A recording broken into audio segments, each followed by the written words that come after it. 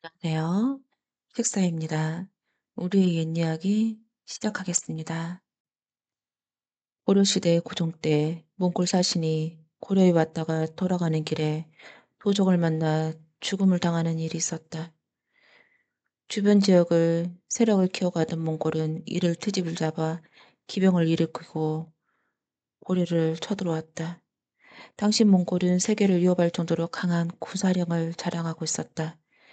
물밑에 터져오르는 공고군에 맞서 고려군은 치열하게 싸웠다. 하지만 결국 드센 몽골군의 말발굽 아래 무릎을 꿇고 말았다. 전하, 초종을 강화도로 옮겨야 합니다. 몽골 오랑캐가 이미 도성 근처까지 밀려오고 있사옵니다. 신하들이 눈물을 흘리며 간곡하게 아뢰었다. 이에 임금은 급히 도성을 빠져나와 강화도로 떠났다. 한강을 건너 김포 땅에 당도한 임금은 다시 강화도로 건너가기 위하여 배를 올랐다. 그 지역 물길을 밝은 손돌이라는 뱃사공이 노를 잡았다. 한 신하가 손돌에게 말했다. 강화도로 가는 가장 빠르고 안전한 물길을 택해 노를 저어라. 오랭캐가 바로 뒤까지 따라오고 있으니 서둘러야 한다. 손돌은 곧장 배를 출발시켰다. 김포와 강화도 사이의 물길을 훤히 알고 있는 손돌은 안전한 조치를 여울 쪽으로 배를 몰아갔다. 그런데 임금은 배가 나가는 방향을 지켜보다가 버럭 소리를 쳤다. 여봐라, 배가 지금 어디로 가는 게냐? 그쪽은 물살도 세고 돌아가는 길인데 왜 그쪽으로 가는 것이냐?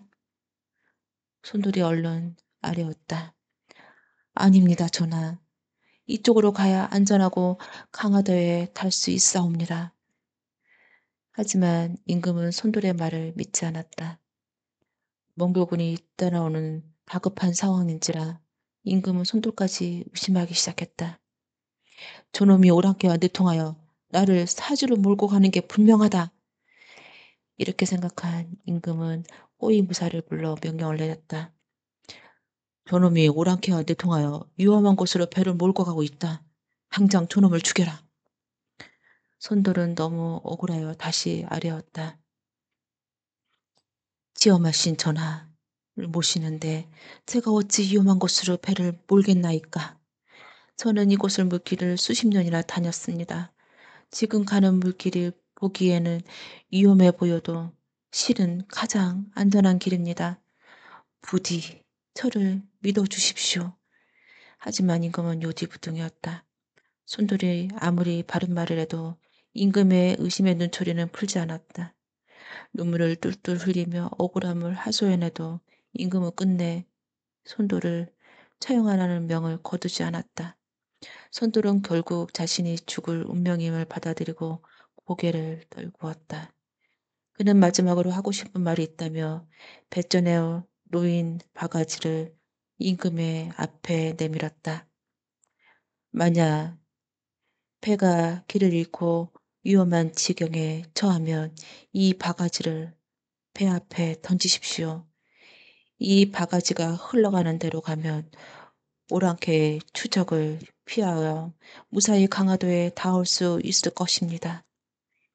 임금은 그 말도 믿지 않았다. 결국 손돌은 그 말에 유언을 남기고 처형당했다. 손돌에 이어 다른 뱃사공을 노를 잡았다. 배는 이전과 다른 물길을 잡아 나섰다. 그런데 이게 웬 말인가? 잔잔해 보이던 물살이 이상하게 소용돌이치며 배가 빙빙 돌기 시작했다. 배는 좀처럼 앞으로 나가지 못하고 심하게 흔들었다. 거기에다 갑자기 바람까지 드세게 불어 금세 가라앉는 듯 뱃머리가 들썩거렸다. 사색이 된 임금이 당황하여 급히 소리쳤다. 아까 그 손돌이란 자가 말한 대로 바가지를 던져보아라. 팔사공이 재빨리 바가지를 바다에 던졌다. 그러자 바가지가 출렁거리며 물길을 따라 두둥실 흘러갔다. 마치 자기들을 따라오라는 것만 같았다. 신기한 일이로다. 뱃사공의 바가지가 인도하는 대로 백기를 잡아 따라갔다. 그러자 얼마 지나지 않아 건너편의 강화도에 닿을 수 있었다. 무서히 강화도에 닿은 임금은 탄식했다. 손들의 말이 모두 진실이었는데 내가 잘못 생각하여 죄 없는 목숨을 빼앗았구나. 임금은 죄책감에 손들의 장례를 정성껏 지내라고 분부했다.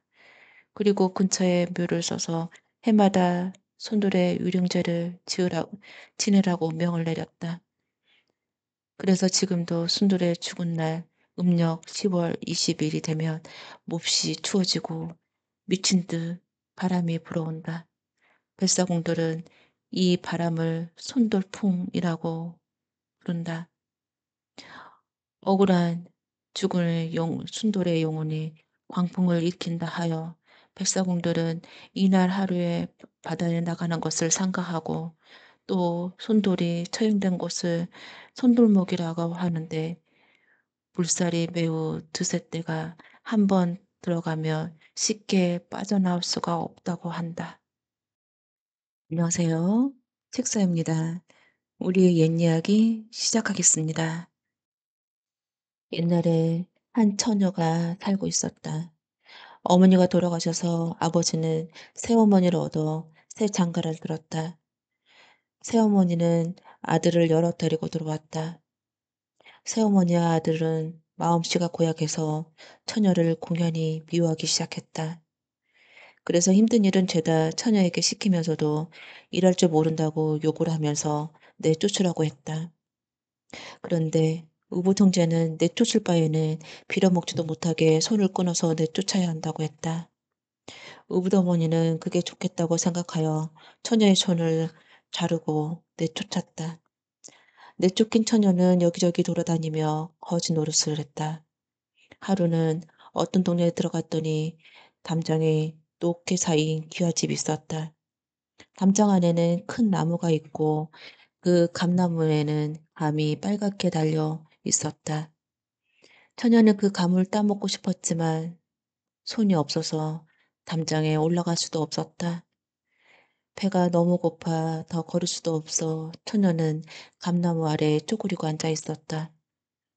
그 담장 안에 감나무 밑 별당에는 이 집 아들이 글 공부를 하고 있었다. 아들은 글을 읽다가 잠깐 졸았다. 그때 감나무 밑에 어떤 선녀가 앉아있는 꿈을 꾸었다. 깜짝 놀라 나가보니 어떤 거지 같은 처녀가 앉아 있었다. 아들은 그냥 돌아와서 글을 읽었다. 그러다 잠깐 자는 동안에 또 감나무 밑에 선녀가 있는 꿈을 꾸었다. 그래서 다시 나가 보았더니 거지 계집아이가 그대로 쪼그리고 앉아 있었기에 또 그냥 돌아와서 글을 읽기 시작했다. 그러다가 또 감나무 밑에 선녀가 있는 꿈을 꾸고는 나가 보았더니 거지 계집아이만 앉아 있었다. 아들은 하도 이상해서 그 거지 계집아이를 별당으로 데리고 와서 새 옷을 갈아입히고 보고 보니 꿈에 본 선녀와 똑같이 생겼다. 그 뒤로 이 아들은 그 처녀를 병풍 뒤에 숨겨놓고 새순물도 같이 쓰고 밥도 같이 나누어 먹기 시작했다. 이렇게 되고 보니 새순물은 전부 다 흐려지고 밥도 하나도 남김없이 다 먹어버리게 되었다. 그래서 집안 사람들을 이상하게 여겨 종을 시켜 가만히 별당 안을 엿보게 하였다. 종은 어떤 처녀가 도련님 별당 안에 숨어 있는 것을 보고 주인 마님한테 말을 전하였다. 아들의 어머니는 아들이 있는 별당에 와서 손이 없는 처녀를 보게 되었다. 비록 손이 없어도 처녀의 태도가 하도 고와서 어머니는 자식의 팔자가 그렇게 생겼나 보다 하고 둘이 혼인을 시켰다. 그 뒤에 이 집 아들은 서울로 과거를 보러 가게 되었다. 아들은 집을 떠나면서도 색시가 아기를 낳거든 편지해달라고 부탁을 했다. 아들이 집을 떠난 지 얼마 안 되어 색시는 아들을 낳았다. 아기는 탐스럽게 잘생겼다. 그래서 부모는 서울에 있는 아들한테 아들을 낳았다고 편지를 써 보냈다. 이 편지를 가지고 나선 하인은 날이 저물어 공교롭게도 이 처녀의 의붓어머니네 집에서 자게 되었다. 하인이 서울로 편지를 가지고 간다는 말을 듣고 의붓어머니는 무슨 편지인가 하여 하인이 잠든 사이에 몰래 편지를 꺼내 뜯어보았다. 그런데 죽으라고 손을 끊어 내쫓던 전실딸이 부잣집 며느리가 되어 옥동자까지 낳아 것을 보고 깜짝 놀랐다. 흉측하고 기상한 아이를 낳았으니 색시를 내쫓아야 한다. 라고 말을 바꿔 써놓았다. 아이는 그런 줄도 몰라 편지를 그대로 새서방님한테 전하였다. 새서방은 어머니가 자기 색시를 내쫓아야겠다고 하는 편지를 보고는 내쫓더라도 내가 집에 돌아간 뒤에 내쫓아 주십시오 하고 화답하여 하인에게 돌려보내 주었다. 이 하인은 편지를 가지고 집에 돌아오는 길에 또 처녀의 의붓어머니네 집에서 자게 되었다. 의붓어머니는 하인이 잠든 사이에 또 편지를 몰래 꺼내 보았다. 아들을 낳았더라도 병신이 낳은 자식이라 병신이 될 테이니 곧 내쫓아 주십시오. 라고 고쳐 써서 도로 하인의 주머니에 넣어 두었다. 어머니는 서울에서 온 아들의 답장을 택시를 곧 내쫓으라는 말이 있으니 이게 웬일인가 하면서도 아들의 말이라 하는 수 없이 울면서 며느리에게 아기를 업혀서 내보내 주었다. 색시는 울면서 그 집에 나와 정처 없이 돌아다니다가 목이 말라 길가 오물에 물을 마시려고 허리를 굽혔다. 그랬더니 등에 있는 아기가 우물 안으로 떨어져 색시가 깜짝 놀라 팔을 내밀어 아기를 붙잡으려고 했더니 물속에서 두 팔이 나와 색시의 팔에 가 붙었다. 그래서 아기를 꺼내어 다시 업고 가다가 어떤 주막에 들렀다. 이 주막에서는 색시를 보고 자기 집에서 일이나 해주면서 아기와 살라고 했다. 색시는 갈 데도 없고 주막에서 일을 거들러주며 지내기 시작했다. 한편 서울에서 과거를 보러 갔던 새신랑은 과거를 급제하여 집에 돌아왔으나 색시가 없어진 것을 알고는 색시를 찾아 집을 떠났다. 여차소설을 꾸며 여판을 메고 여기저기 돌아다니기 시작했다. 그러다가 색시가 있는 주막까지 오게 되었다. 주막에서 물깃는 여자를 보니까 자기 색시 같았으나 두 팔이 멀쩡한 것을 보고 다른 사람인가 했다.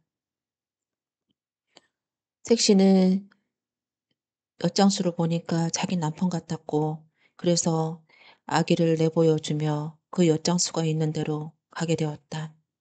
아기는 엿장수한테 가서 아버지 하고 불렀다. 엿장수가 보니까 그 아기는 자기를 닮았다. 이 사람은 그 여자를 불러내어 여러 가지로 물어보았다. 그리고 편지가 중간에서 잘못돼 이렇게 쫓겨나게 된 것을 알게 되었다. 이 사람은 색시를 데리고 집으로 돌아왔다. 그리고 편지를 가지고 왔다 갔다 한 하인을 데려다 물어보았다. 그리하여 색시의 의붓 어머니네 집에서 자는 동안에 의붓 어머니가 편지를 고쳐 써놓은 것을 알게 되었다. 그래서 의붓 어머니를 잡아다가 문초하였더니 그 사실을 죄다 물었다. 이 사람은 의붓 어머니를 불러 귀양을 보내고 그 뒤부터는 아무 일 없이 색시와 잘 살았다고 한다. 시작하겠습니다. 옛날 어느 마을에 어머니와 아들 두 형제가 살고 있었다. 어느 날 어머니랑 아들 형제는 집을 비우고 모두 둘로 일을 하러 갔다. 점심때가 가까워져 어머니는 점심을 지으려 먼저 집으로 돌아왔다. 어머니는 부엌에서 밥을 다 지어놓고 상을 차리기 위해 간장이며 고추장이며 반찬거리를 가지러 부엌 밖으로 나왔다. 이 사이에 조마구라는 괴물이 살짝 부엌으로 돌아와서는 부뚜벽에 올라앉아 소재든 밥을 주걱으로 푹푹 다 퍼먹어 버렸다. 어머니가 부엌으로 돌아와 이 모양을 보고는 그만 화가 나서 부지깽이로 주마구를 한 대 후려갈렸다. 그랬더니 달아나기는커녕 조마구는 아까보다 더 커져서는 헤헤 거리고 웃고 있었다. 어머니는 이거를 보자 더욱 화가 치밀었다. 그래서 또 한 대를 때렸다. 조마구는 또 커져서 김치며 고추장이며 된장 간장을 다 먹고는 헤헤 하고 웃고 있었다. 어머니는 더욱 성질이 나서 이 망할 놈 같으니라고 하면서 또 때렸다. 조마구는 더 커져 가지고 어머니한테 달려들어 때리려 했다. 어머니는 더욱더 부하가 나 조마구를 자꾸자꾸 때렸다.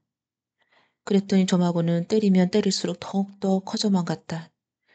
그리하여 나중에는 큰 깍지통만하게 되어서 어머니한테 달려들어 두 눈을 빼서 내던져버리고 꼭꼭 묶어 마당에 서 있는 대추나무에다 매달아 놓고는 어디론가 가버렸다. 아들 형제는 점심때가 다 되어 점심을 먹으러 집으로 왔다. 그런데 어머니는 보이지 않고 여기저기 찾아보았지만 아무 데도 보이지 않았다. 이 집을 돌아다니며 우리 어머니 못 봤느냐고 물어보았으나 아무도 못 봤다는 것이었다. 부엌에 돌아와 보니 소재는 밥을 해놓은 흔적이 있었으나 밥은 하나도 없고 부엌 바닥에는 김치보색이며 고추장 그릇, 된장 그릇, 간장 종지가 흩어져 있었다. 형제는 이상하다고 생각하며 어머니, 어머니 하고 크게 불러보았다. 그랬더니 마당의 대추나무에서 나 여기 있다 하는 어머니 목소리가 들려왔다. 아들 형제는 어머니가 대추나무에 매달려 있는 것을 보고는 깜짝 놀라 어머니, 이게 다 어찌된 노릇입니까? 하고 물었다. 어머니는 글쎄, 초막을 한 놈이 와서 해놓은 밥을 다 퍼먹고 반찬도 다 먹고 내 눈을 빼놓고는 이렇게 묶어서 여기다 매달아 놓고는 도망가 버렸지 뭐냐 하고 말하였다. 형제는 그 말을 듣고 그만 화가 머리끝까지 치밀어서 그 조마고 나는 놈을 잡아 없애야겠다고 단단히 마음먹었다. 그리고 곧 조마구가 있는 데를 찾아 나섰다. 강을 건너고 고개를 넘어서 깊은 산중까지 갔다. 여기저기 찾아다니다가 어떤 음침한 데까지 가게 되었다. 거기에는 큰 기와집이 있었다. 그런 집에서 조마구가 산다는 말을 예전에 들은 적이 있었기 때문에 형제는 부지런히 그 집으로 가보았다. 그러나 집안에는 조마구는커녕 아무도 없었다. 형제는 그 집 다락에 올라가서 가만히 숨어 있었다. 얼마를 기다렸을까? 저녁 때쯤 되니까 조마구가 들어왔다. 그러더니 오늘은 웬일인지 사람 냄새가 나는걸? 하면서 코를 실룩거리며 집안을 여기저기 돌아다니다가 형제는 숨을 죽이고 가만히 조마구가 한 짓거리를 엿보고 있었다. 조마구는 여기저기 살펴보다가 아무도 없는 줄 알고 마루 끝에 걸쳐 앉고는 오늘 저녁은 뭘 해 먹을까? 콩을 볶아서 바짝바짝 깨물어 먹을까? 국수를 먹어서 후루룩 후루룩 말아 먹을까? 찬밥을 해서 먹어볼까? 떡을 해서 팍팍 먹어볼까? 하고 혼자 중얼거리고 있다가 옳지, 옳지 그게 좋겠어. 떡을 해서 먹어보자 하면서 부엌으로 돌아가서는 떡을 만들기 시작했다. 조마그는 한참 부산스럽게 법석대더니 떡을 다 만들어 놓고는 앞집에 가서 참기름을 뺏어다가 발라 먹을까? 아니, 뒷집에 가서 들기름 훔쳐다가 발라 먹을까? 하고 혼자 말을 해댔다. 그러더니 옳거니 앞집에 가서 참기름을 뺏어 와야지 하고는 횡하니나 갔다.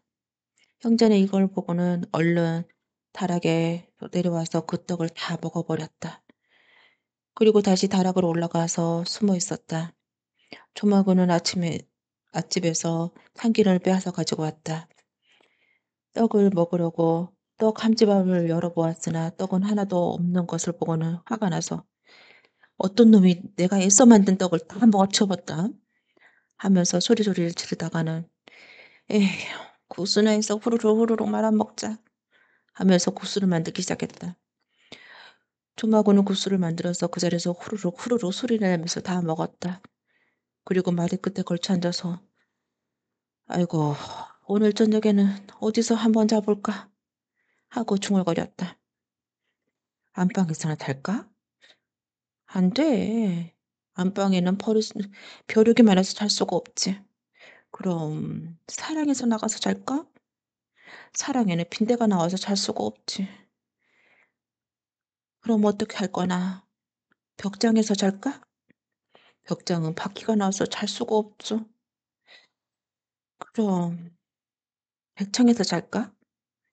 대청에는 모기가 많아서 또 잘 수가 없지. 홍당에서 잘까? 홍당에는 쥐벼룩이 나와서 잘 수가 없지. 아, 이거 어쩐다. 그럼 오늘 저녁에는 어디서 잘까나? 옳지, 옳지. 가마솥에 들어가서 자는 게 좋겠다. 가마솥에는 물 것이 없어서 편하게 잘 수 있을 거야. 하고는 중얼거렸다. 그러더니 부엌으로 가서 가마솥을 열고 그 안으로 들어갔다.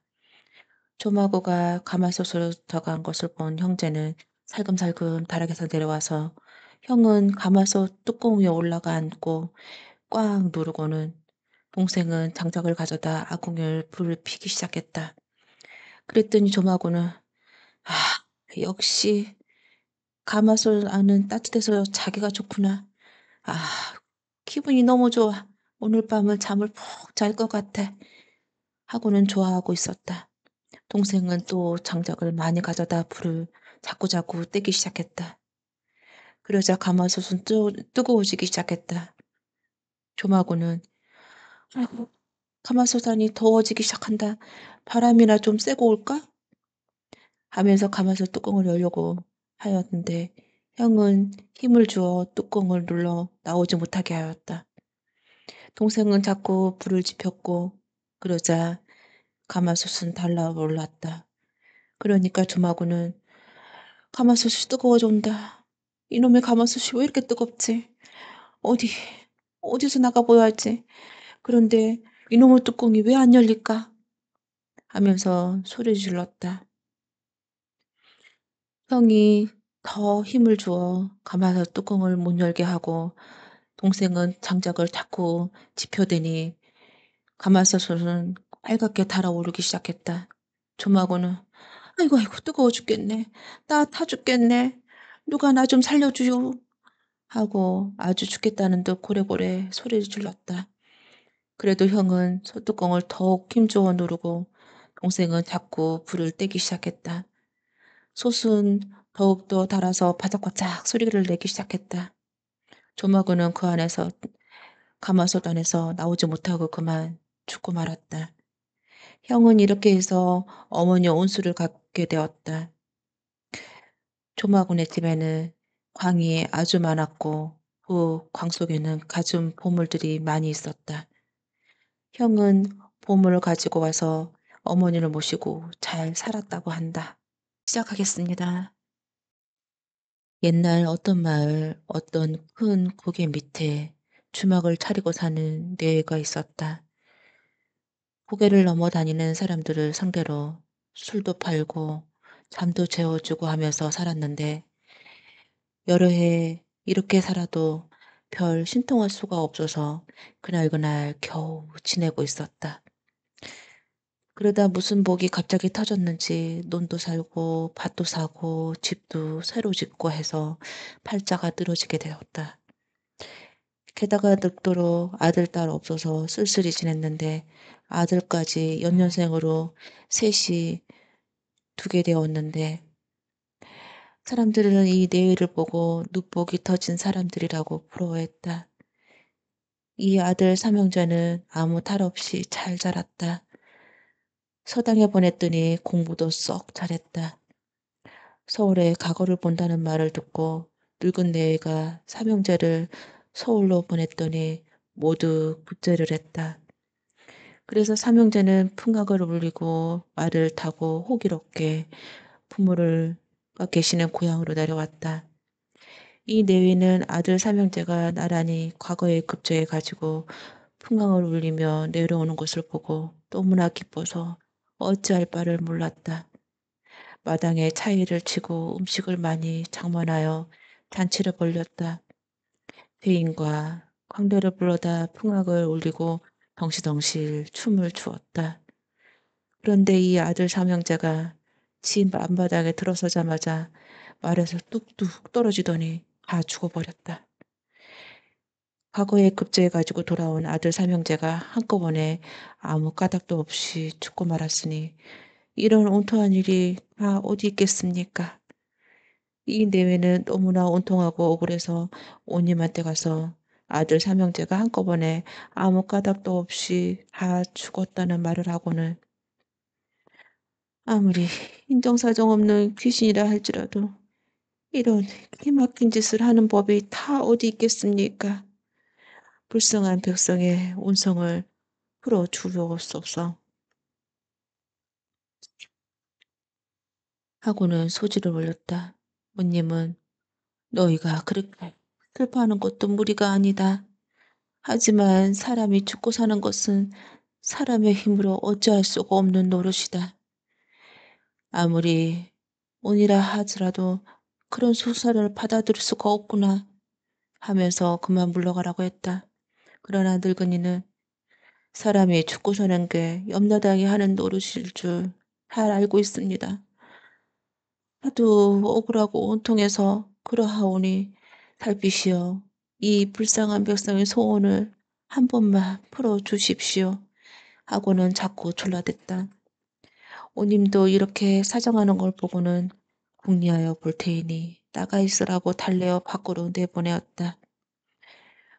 오님은 어떻게 해야 이 불쌍한 내 오난을 달래줄 수 있을까 하고 여러 가지 생각하다가 무슨 생각을 했던지 이방을 불러서 쌀을 7번 일고 7번 씻어서 밥을 정성스럽게 지어 밥상을 3차례 차리고 아무데 방죽 옆에 아무다리에다 갖다 놓으라고 일렀다. 그리고 사령 가운데 영리하고 날쌔고 탐력 있는 사람을 불러 글발 하나를 써주면서 자정때에 아무데 방죽 옆에 아무다리에 가면 노인 3분이 밥을 먹고 있을 테이니 이 글발을 보여드리고 그 3분의 노인을 이루 모시고 오너라 하고 일렀다. 사랑은 오님의 분부대로 그 다리에 갔다. 과연 노인 3분이 밥을 먹고 있기에 사령은 글발을 내어 보여주었다. 노인은 그 글발을 받아보더니 우리가 염랑대왕이지만 이 고을에 들어와서는 이 고을 원의 명령을 안 받을 수가 없으니 가 보아야지 하면서 사령을 따라 온님한테 갔다.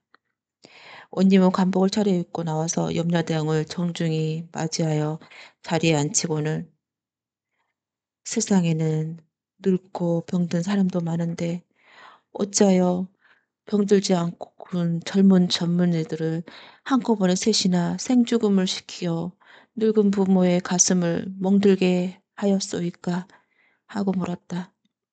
염라대왕은 온님의 말을 듣고 나더니 그래가지고 어찌 백성을 다스린다 하오. 사람이 살고 죽는 것은 저승의 왕이 맡아서 하는 노릇인데 제명이 다 되지 않는 사람은 염라대왕이라도 마음대로 잡아갈 수가 없소이다. 그 아이들은 제명이 다 해서 잡아간 것이오. 그 아이들은 사실 운수를 갖기 위해 태어난 것이라오. 하고는 다시 말을 이었다. 그 아이들은 원래 유기장수였소. 이 아이들 셋이 유기장수 짐을 지고 그 늙은 내의 주막에 잠을 자는데 그날 밤 주인 네가 그 유기장수들을 가지고 있는 유기와 돈이 탐나 셋을 다 죽이고 재물을 빼앗고 시체는 마구간 판자 밑에 아무도 모르게 묻었소. 온통하게 죽은 유기장수들의 혼이 온수를 갖기 위하여 주인의 아들로 태어나서 온갖 재미를 보게 하다가 갑자기 죽어서 온수의 가슴에 슬픔의 불씨를 안겨 준 것이라오. 하고 젊은 나이에 죽어버린 새 아이들의 이야기를 들려주었다. 온님은 염려댕의 말을 듣고 이튿날 그 늙은 내외의 집에 사령을 보내어 마구간 판자를 들춰보게 하였다. 과연 마구간 판자 밑에는 시체 셋이 썩지도 않고 그대로 있었다. 온님은 곧 늙은 내외를 잡아왔다. 늙은 내외는 저희들이 저지른 죄가 탄로나자 유기장수 셋을 죽이고 재물을 빼앗은 재상을 하나도 순금없이 모두 말하였다. 온님은 다시는 그일이 없도록 늙은 내에게 무거운 벌을 주었다고 한다. 우리의 옛 이야기 시작하겠습니다. 아랑은 밀양부사의 무남동녀인데다 인물이 잘나고 얌전하고 글재주도 뛰어나 글도 잘 썼다. 어머니를 일찍 여의고 아버지를 따라 낯선 시골에서 온님의 딸로 유모의 시종을 받아가며 귀엽게 잘 자라났다. 아랑의 인물이 잘생겨서 사람들이 모두 훈모했다. 그런 가운데 밀양에 사는 한 젊은 총각이 이 아랑을 몹시 그리워했다. 그러나 이 총각은 시골뜨기에다 서민으로 자체가 낮아서 감히 그런 심정을 입 밖에 낼 수가 없었다. 혼자서 끙끙 앓으며 어떻게 해야 아랑을 제 사람으로 만들 수 있을까 그 일만 생각하고 있었다. 그러다가 한 가지 좋은 방법이 생각이 났다. 이 총각은 아랑의 유모한테 돈을 많이 쓰고 달 밝은 날밤 영남로 달구경 가자고 아랑을 깨워내라고 말을 했다.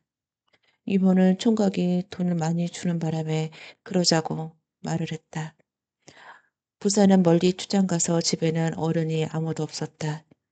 이때 유모는 아랑에게 구경 가자고 깨어냈다. 아랑은 유모에 따라서 영남로에 갔다. 아랑이 영남로에 올라서 달도 보고 밤 경치도 보느라 정신을 팔고 있는 사이에 유모는 어디에 갔는지 살짝 없어지고 말았다. 그때 한 총각이 뛰어나와서 아랑의 손목을 붙잡았다. 아랑은 깜짝 놀라 이 어떤 무례한 놈인고 무지막지하게 여자 손이나 잡다니 하고 아주 위험 있게 꾸짖으며 손을 뿌리쳤다. 그러니까 이 총각은 더욱더 달려들어 불쭉한 행동을 하려고 했다. 아랑은 그럴수록 더 반항하고 그놈이 달려들지 못하게 하였다.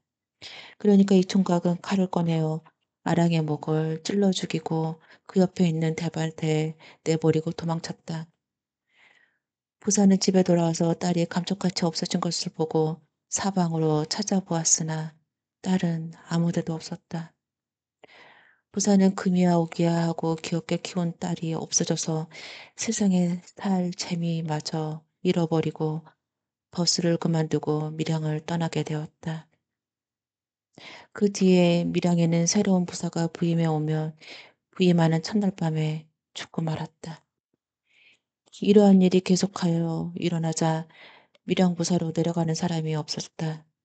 그래서 밀양은 폐군이 되고 말았다. 그때 서울에 어떤 사람이 있었다.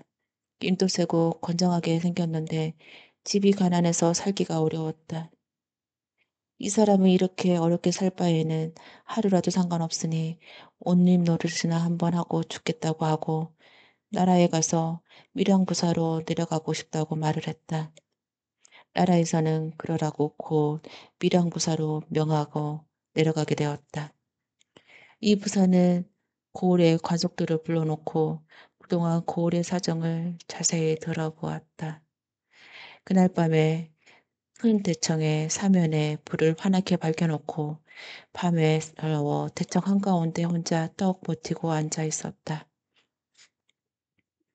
한밤중이 되니까 갑자기 찬바람이 씩 불어오더니 목에 칼에 꽂힌 채 피투성이가 된 처녀 하나가 머리를 풀어 산발을 하고 부사 앞에 다가왔다. 부사는 이것을 보고 조금 또 무서워하지 않고 눈을 부라려 똑바로 쳐다보며 내가 누구냐? 어째서 그런 모양으로 하고 돌아오느냐? 하고 큰 소리를 질렀다. 그러자 처녀는 소원이 있어 왔습니다. 하고 말을 하였다. 그래, 그 소원이란 게 무엇이냐? 하고 부사는 다시금 물어보았다. 네, 제가 억울하게 죽어서 그 온수를 갚아주십사 하고 오게 되었습니다. 처녀는 이렇게 말하였다. 부사는 어떠한 억울한 일이 있는지 말해보라고 하였다. 그러니까 처녀는 자기는 그 전에 암흑의 부사의 딸인데 암흑의 해에 어떤 모슬놈이 말을 듣지 않다가 칼에 맞아 죽었다는 이야기를 자세히 해주었다. 부사는 처녀의 말을 다 듣고 나더니 어떻게 해서 그놈을 잡을 수 있느냐고 물었다. 처녀는 내일 밀양에 있는 남자란 남자는 모두 동원 앞뜰에다 모아놓으면 자기가 나비가 되어 그놈을 가대에 앉을 테이니 그놈을 잡아 다그치면 자기의 온을 풀어달라고 말을 했다. 부사는 그렇게 해주겠다고 다짐했다. 그러고 나서 부사는 어째서 그동안 부사가 새로 오면 다 죽였느냐 하고 물었다. 그러니까 처녀는 자기가 부사를 죽인 것이 아니라고 말하면서 소녀가 하도 온통하게 죽어서 부사한테 온을 풀어달라고 찾아오면 부사는 나를 한 번 보고는 그대로 까무러쳐서 죽어버렸습니다. 소녀가 죽이지 않았습니다. 부사가 그렇게 죽고만이 한 번도 소녀의 원한을 말하지도 못하고 오늘까지 이렇게 내려오게 되었습니다. 하고 그동안의 사정을 말하였다. 날이 밝아 아침이 되니 관속들은 들것을 들고 대청마를 위에 올라왔다. 그 고을 관속들은 부사가 새로 오기만 하면 그날로 죽었기 때문에 이 부사도 죽은 줄 알고 송장을 치르러 이렇게 온 것이었다. 그렇게 부사는 죽지 않고 있어 관속들은 모두 놀랐다. 부사는 곧 관속들에게 영을 내려 밀양에 있는 남자는 하나도 빠짐없이 모두 동원마당에 모이도록 하였다. 그래서 남자들은 다 동원마당에 모여들었다. 점심때쯤 되니까 노랑나비 한 마리가 날아와서 어떤 남자의 갓에 앉았다. 온님은 곧 그놈을 잡아 문초를 했다. 그런데 이놈은 처음에는 제 재상을 불지 않았다. 온님은 더욱더 엄중하게 문초하니 자기가 전에 부사의 딸에게 불축한 마음을 먹고 제사람을 만들려고 하다가 말을 듣지 않아서 칼로 찔러 죽이고 영남로 대밭에 버렸다는 사실을 물었다. 이놈의 자배에 따라 영남로 밑에 대밭에 처녀의 시체를 찾아놨다. 처녀는 죽은 지 여러 해가 되었는데도 시체는 하나도 썩지 않은 그대로였다. 부사는 이놈을 벌하여 사형에 처하고 아랑의 시체를 잘 묻어 주었으며 아랑의 죽은 다리에 사당을 짓고 아랑각이라는 현판을 써 붙여 아랑의 깨끗한 혼을 위로해 주었다.